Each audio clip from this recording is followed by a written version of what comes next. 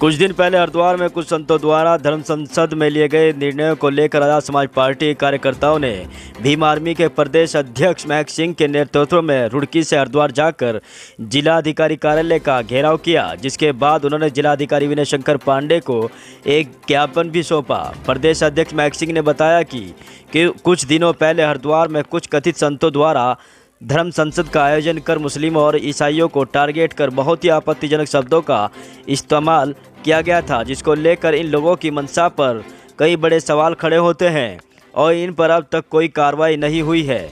यह भी चिंता का विषय है। महक सिंह ने यह भी कहा कि धर्मों के बीच खाई पैदा कर लोगों को धर्म के नाम पर लड़ाने वाले लोगों को अब मुंह तोड़ जवाब दिया जाएगा।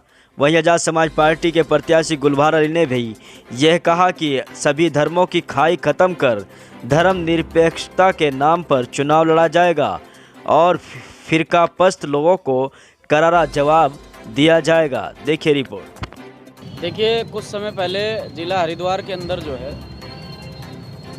कुछ अराजक तत्वों के द्वारा यहाँ एक हिंदू संसद का आयोजन किया गया। उस हिंदू संसद में बाहर से संत समाज के लोग इकट्ठे हुए और इकट्ठे होने पर वहाँ जो है लगातार वाहियात बयानबाजी, वाहियात भाषणबाजी की गई।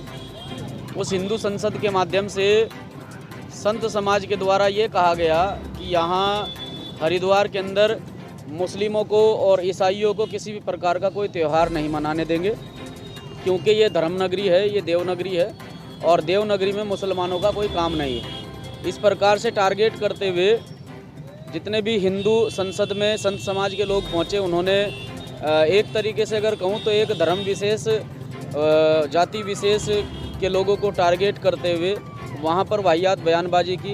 कहा गया कि मुस्लिमों को ईद नहीं मनाने देंगे, ईसाइयों को क्रिसमस डे नहीं मनाने देंगे।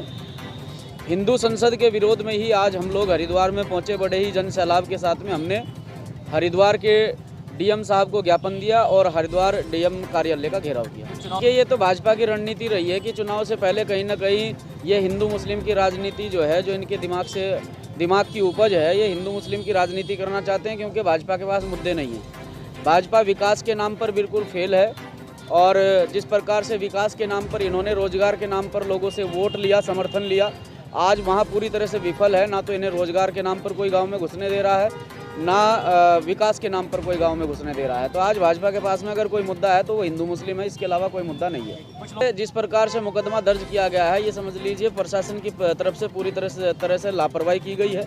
ऐसे लोगों पर तत्काल मुकदमा दर्ज करते हुए तत्काल इन्हें जेल भेजना चाहिए था, लेकिन प्रशासन ने उन्हें खुली छूट दी है और प्रशासन के लोग उनके साथ में जिस प्रकार से वो प्रशासन को अपना मांग पत्र दे रहे हैं, प्रशासन के लोग उनके साथ में हंस बोल रहे हैं।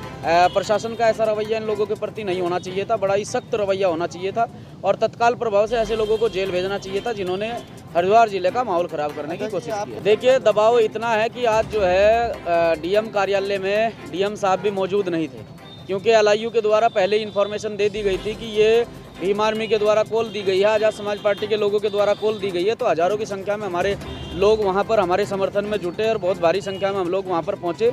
तो आज कहीं ना कहीं प्रशासन में खलबली थी। तो आगे की रणनीति हमने वहाँ पर भी मीडिया बंधुओं को बताया कि अगर इसमें जल्दी से जल्दी अरेस्टिंग नहीं होती है तो हम रुकने वाले नहीं हैं, हम इसमें लास्ट तक लड़ाई लड़ेंगे। क्योंकि इसलिए ज़्यादा प्यार मिल रहा कि हमारे जो चंद्रशेखर भाई हैं, उनका जो मिशन है वो एकता मिशन है, इसलिए सर्व समाज का पूरा सहयोग है और हमारे अध्यक्ष जी की जो मेहनत है और ईमानदारी, और इसमें आप देख ही रहे कि जनता का प्यार तो मिलेगा ही। जो आदमी ईमानदार होगा, ईमानदारी के साथ एकता मिशन लेकर चल रहे और हर पीड़ित के साथ खड़े। भीम आर्मी हर पीड़ित के साथ खड़ी है, कोई भी हो, किसी भी समाज का हो। आपकी पार्टी सैलाब को देखकर आपको खुद अंदाजा हो जाना चाहिए कि रुड़की में हमारा परचम लहराएगा। खाली रुड़की में नहीं, पूरे उत्तराखंड में।